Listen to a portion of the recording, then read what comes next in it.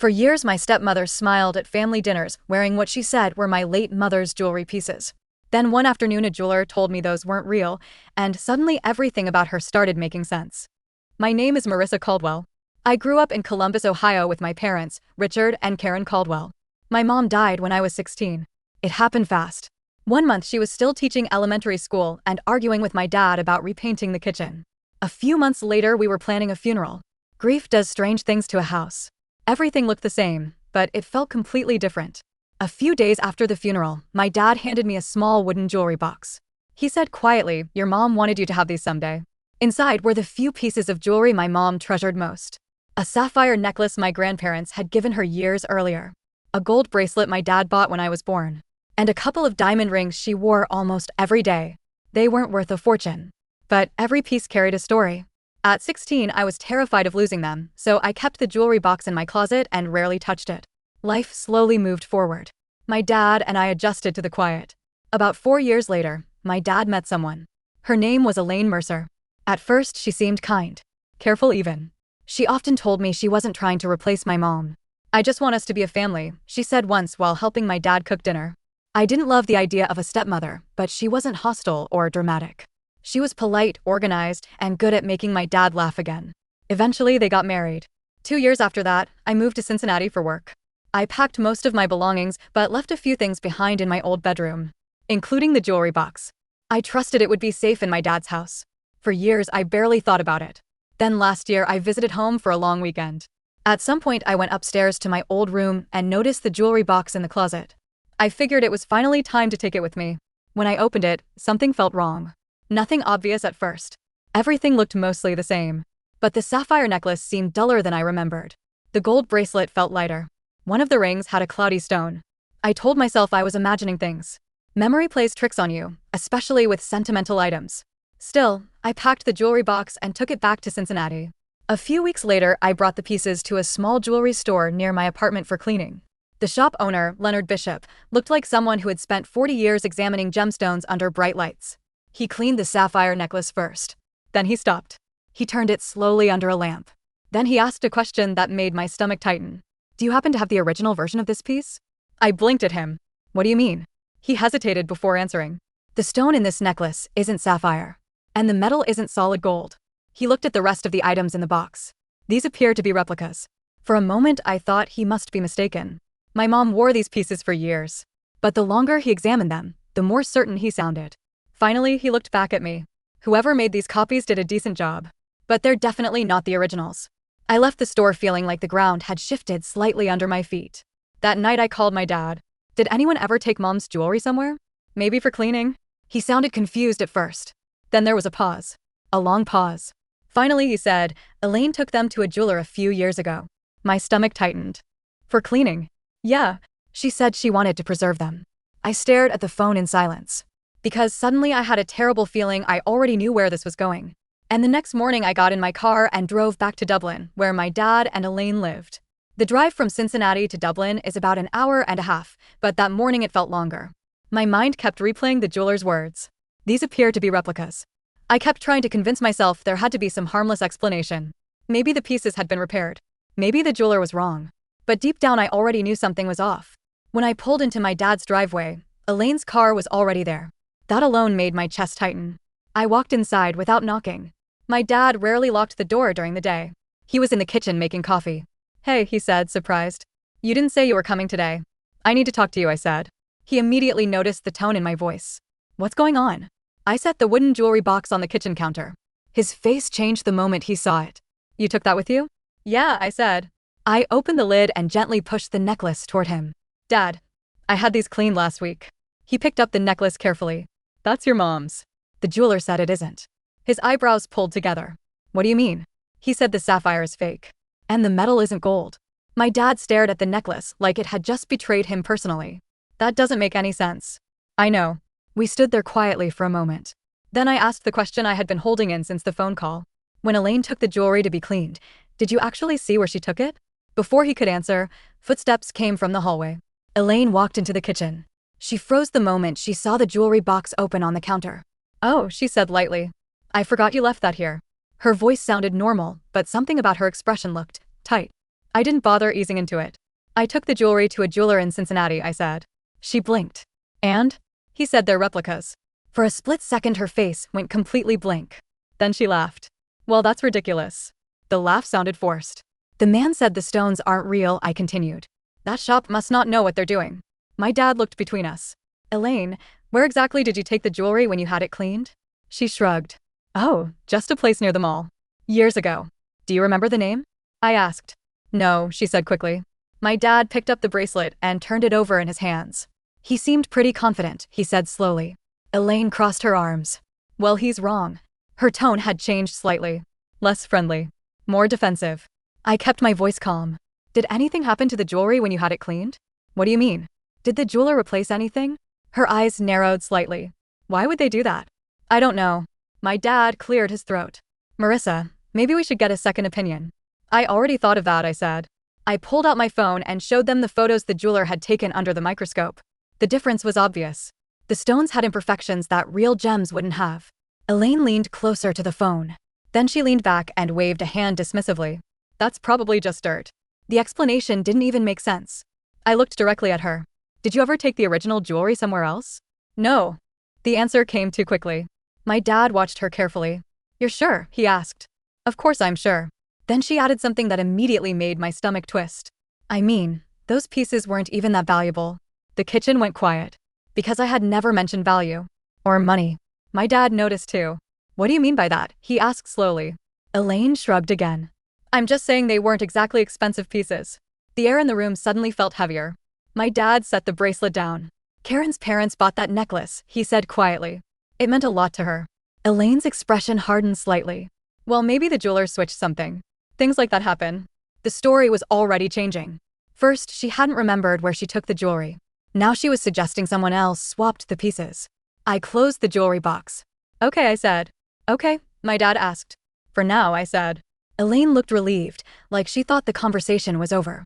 But it wasn't. Not even close. Because something about her reaction didn't sit right with me. And over the next few weeks, small details kept making that feeling worse. Then one afternoon my dad called me. His voice sounded strange. Marissa, he said. I think we found something. What do you mean? My friend Harold Simmons stopped by a pawn shop in Columbus today. I sat up straighter. Okay. He said he saw a necklace in the display case. There was a long pause. He thinks it might be your mom's. My stomach dropped. Because suddenly the jeweler's words made perfect sense. And the truth we were about to uncover was going to be a lot uglier than I had imagined. When my dad told me his friend had seen my mom's necklace in a pawn shop, my first reaction was denial. Not anger. Not shock. Just this quiet, stubborn refusal to believe it. Are you sure? I asked. I'm not, my dad said.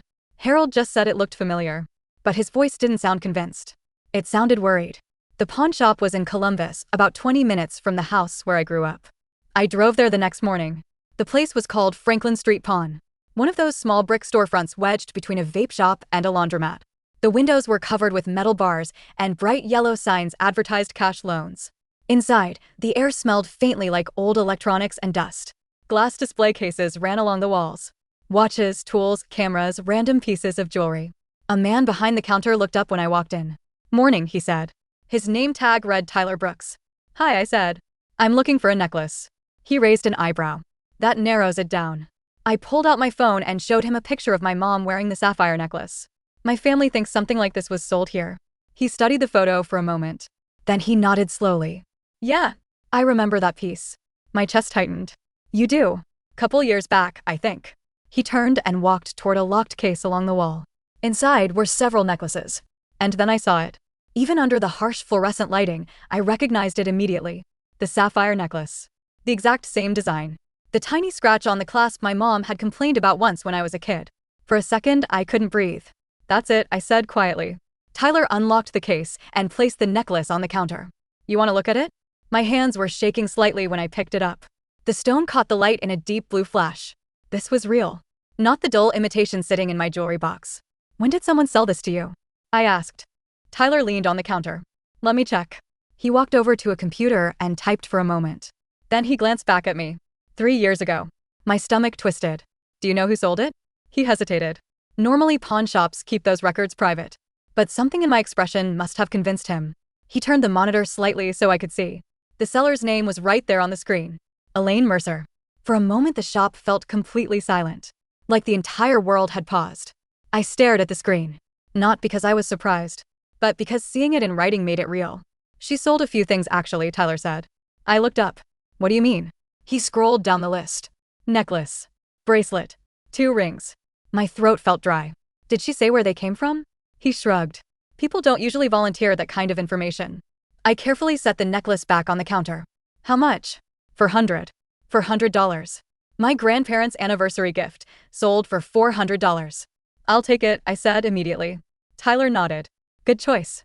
Honestly, I was surprised nobody had grabbed it yet. While he processed the sale, I stood there staring at the necklace, trying to wrap my head around what this meant. Elaine hadn't just borrowed the jewelry. She had pawned it and replaced it with copies.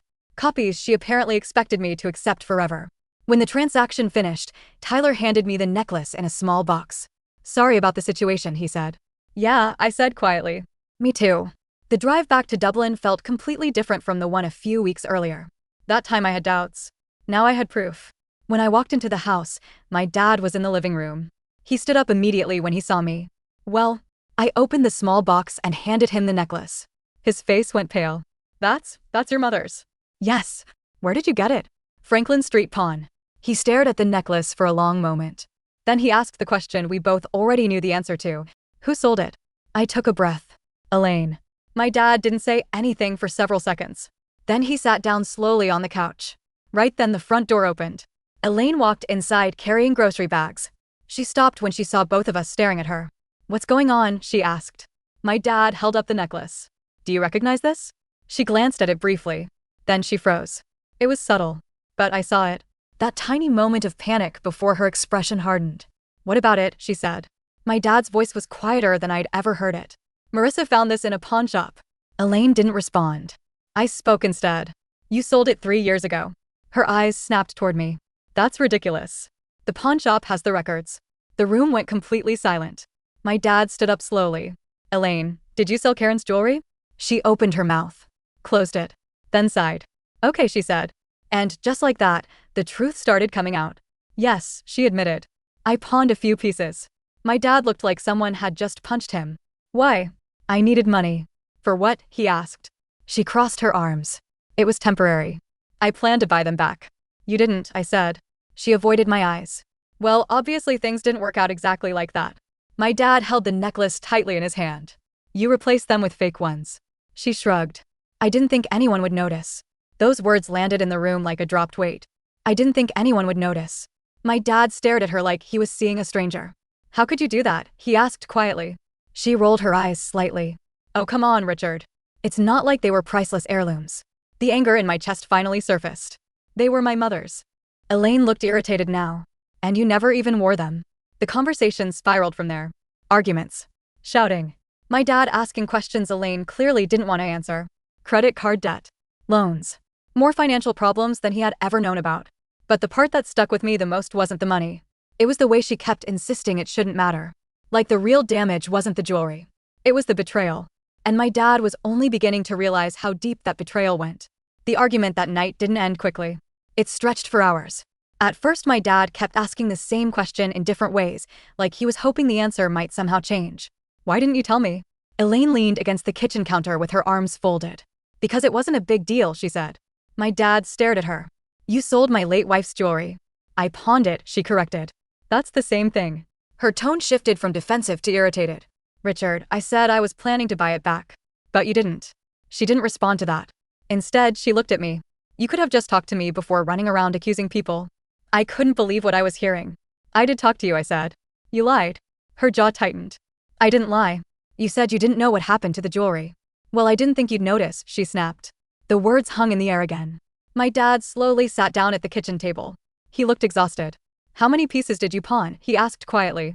Elaine sighed like the whole conversation was inconvenient. 4. My stomach dropped. The necklace, she continued, the bracelet and 2 rings. My dad rubbed his forehead. Why? I already told you. I needed money. For what? This time she didn't answer right away. Finally she said, credit cards. My dad looked up sharply. What credit cards? She shifted uncomfortably. I had some debt. How much debt? She didn't answer. That silence told us everything. Later that night, my dad started digging through financial records. And the more he looked, the worse things got. There were balances on multiple cards he didn't know existed. Personal loans. Late payment notices. Nothing catastrophic, but enough to paint a clear picture. Elaine had been quietly drowning in debt for years. And instead of telling my dad, she had sold the easiest thing she could get her hands on. My mom's jewelry. The next few weeks felt like living inside a storm. My dad barely spoke to Elaine unless he had to. They argued behind closed doors late at night. Sometimes I heard raised voices through the walls when I stayed over. Other times the house felt so quiet it was almost worse. One evening my dad called me and asked if I could come by. When I arrived, Elaine's car wasn't in the driveway. My dad was sitting at the kitchen table with a stack of papers. He looked older than I remembered. "Are you okay?" I asked. He gave a tired half smile. "I'm working on it." He slid a document across the table. It was a bank statement. Turns out the jewelry wasn't the only thing she hid, he said. More loans. More credit cards. More debt he had never known about. I sat down slowly. "What are you going to do?"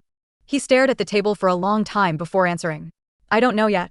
A few days later, Elaine moved out temporarily to stay with a friend. Just until things calmed down, she told my dad. But we both knew what that really meant. The calm never came back.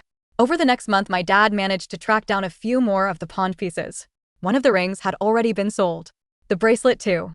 Those were gone. But he did manage to recover the sapphire necklace. And one of the smaller rings. He handed them back to me in the same wooden jewelry box he had given me years earlier. "I'm sorry," he said quietly. "You didn't do anything wrong," I told him. He shook his head. "I should have protected these better." I closed the box and pushed it gently back toward him. "You did." The truth was, the jewelry had never just been about money. It was about my mom. The last small things she had left behind.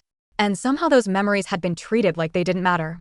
A few months later, my dad told me he had filed for divorce. Not just because of the jewelry. Because once he started looking closely, the lies had been everywhere.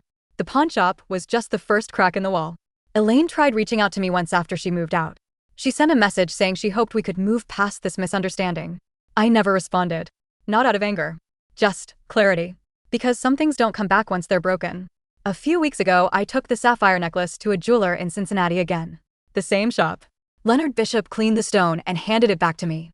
Under the bright lights, the sapphire glowed the same deep blue I remembered from when my mom used to wear it. For the first time in years, it finally felt like it belonged where it was supposed to. I keep the jewelry box in my apartment now. Not hidden away in a closet like before. Sometimes I open it and just sit there for a minute. Remembering. Thinking about my mom. Thinking about everything that happened. And sometimes I still wonder about one thing. Did Elaine really believe no one would notice? Or did she just believe that what my mom left behind didn't matter enough for anyone to fight for it?